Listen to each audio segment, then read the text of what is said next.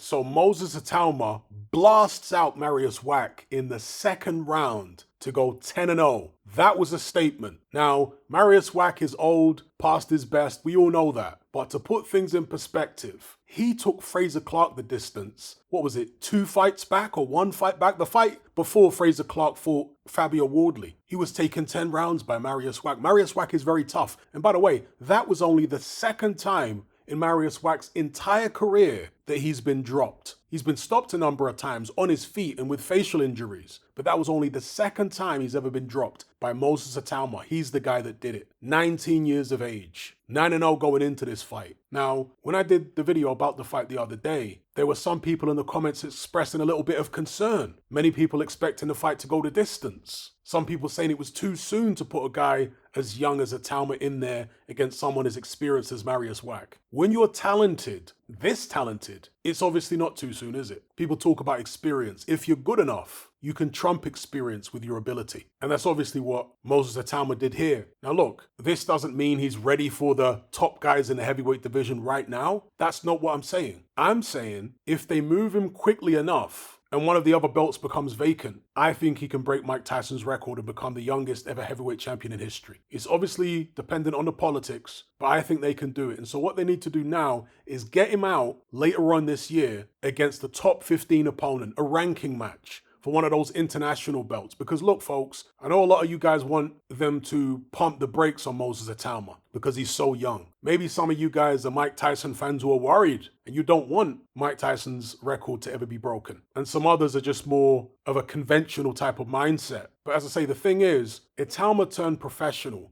rather than go to the Olympics, specifically because he wanted to try and break Mike Tyson's record. So why would you hold him back from trying to do that? Because if he wasn't trying to break Mike Tyson's record, he'd be in the Olympics, right? He sacrificed going to the Olympics specifically for this professional goal. And I say go for it, because Moses Itauma is not an ordinary prospect. He's a prodigy. And maybe after this performance, more people will start seeing it now. Yeah, I know it's an old Mariusz Wach, I get it. But again, this guy took Frazer Clarke 10 rounds recently. And Frazer Clarke just fought for the British heavyweight title. Itauma is leagues and leagues above most other heavyweights at this stage of their career. He just is. This is why I laugh at the idea of putting Johnny Fisher in against Moses Itauma. I mean, are you sick? Johnny Fisher is like some little Essex ticket seller. He's not in the same universe as Moses Itauma. This is a serious, Eddie Hearn keeps calling Johnny Fisher a world level prospect. No. Moses Itauma is a genuine world level prospect. If this guy doesn't go all the way to the top, I'll be amazed. And by all the way to the top, I mean, he's surely going to win heavyweight titles, this guy. Surely. Unless something goes disastrously wrong in his career, some terrible injury or something, then this guy surely is destined for the top. The hand speed that Moses Itauma showed in this fight, and he's showed this in many of his fights to date, was ridiculous. In fact, I don't think there's anyone in the heavyweight division right now with faster hands than Moses Itauma. And it's not just hand speed, there's power behind those fast shots. Yeah, I'm saying it, I'm calling it right now. I'm saying he's got faster hands at this stage than Andy Ruiz. Tremendous hand speed. And the thing I like so much about this performance against Mariusz Wach is that he didn't go out there like a bull in a china shop, get overexcited because of the occasion and really force a knockout. He didn't try to force a knockout. He boxed his way into the fight. He was countering everything, more or less everything, that Mariusz Wach threw at him. Countering his jab, if he threw the backhanded counter that, and when there was nothing going on, he was hitting Mariusz Wach to the body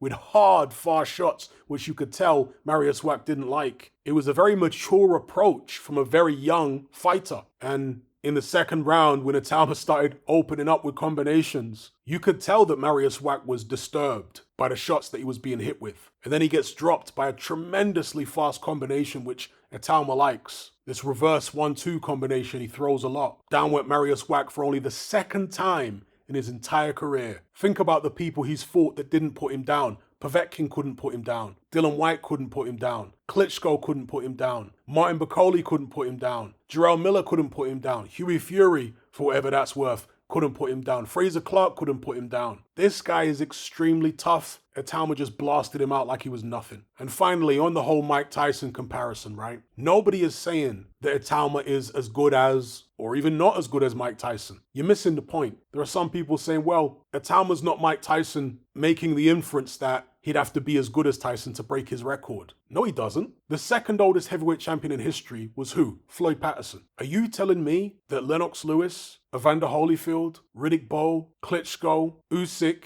Tyson Fury, AJ, are you telling me these guys are not better than Floyd Patterson? Because I'm telling you that all of them are better than Floyd Patterson. Yet none of them could win the heavyweight title at such a young age as Patterson was. He was 21 years of age when he won the heavyweight title. So you don't have to be as good as Mike Tyson to break his record. Floyd Patterson is the second oldest heavyweight champion in history. And he's nowhere near a top 10, at least not as far as I'm concerned, heavyweight champion. So yeah, Itauma doesn't have to be as good as Mike Tyson to break his record. If the stars align and a belt becomes vacant against an opponent who's, maybe not elite, but there or thereabouts, Itauma can do it. And in fact, if Daniel Dubois beats Anthony Joshua, depending on the nature of the win, and I don't think Daniel Dubois will win, but hypothetically speaking, if he did win, I'd like to see Itauma go for Dubois and try and break the record against Dubois. I'd like to see him do that because I think look, we don't know how well Itauma takes a shot. We don't know what his stamina's like over a long fight. This fight here against Wach was supposed to give him rounds. But obviously it would be a gamble putting Itauma in there against a Daniel Dubois. But offensively, he's got all of the attributes necessary to beat Daniel Dubois. The speed he's got, the punching power, the angles where he's stepping off to the side, the reverse 1-2. I'm telling you, those offensive attributes would give Daniel Dubois absolute nightmares. Dubois never seen speed like that. Not even Usyk is as fast as that. Now, Usyk is better technically than Itauma at this point. He's more developed technically than Itauma. But Itauma's still, pretty good, very good really, at this stage of his career, at this stage of his boxing life, only 19 years of age. He's very technically advanced for his age. Not where Usyk is yet, but yeah, he's very technically advanced. And with that technique and athleticism, you marry those two things together, Itauma has what it takes offensively to beat Dubois. Definitely, in my head. It's just whether he can, take the shots that might come back at him, whether he can tough it out if need be, and so on. Whether he's got the stamina, etc. So anyway, those are my thoughts on Moses Itauma becoming only the second man to floor Mariusz Wach in his entire career. And no one has ever stopped him that fast. That's another thing I should say. So leave me your thoughts in the comment section below.